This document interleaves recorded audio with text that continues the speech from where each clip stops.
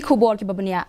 Ikong Idashisha Nongrang ila Shah Thung kum ka Director General of Police DGP kum bala pentip haka notification bala pelat da u Secretary Shah Sarkar Meghalaya jong katanat Home Police nen kesngi.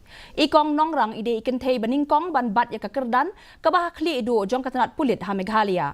Ide ibala pas ya ka IPS haka snem shihajar khandai spak khandai puar bat in bat ya ka kakerdan DGP nakabenta ar snem.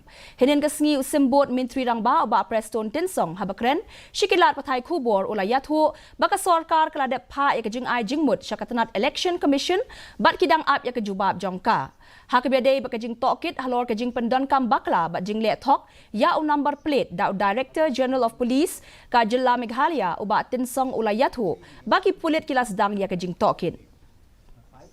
Were there, but two of them, one is the present DGP of Assam, the other one is again he was there holding the very important post in Assam. They already shown their disinterest. They don't want to come to Meghalaya, okay, for that post of DGP. And the left is with three.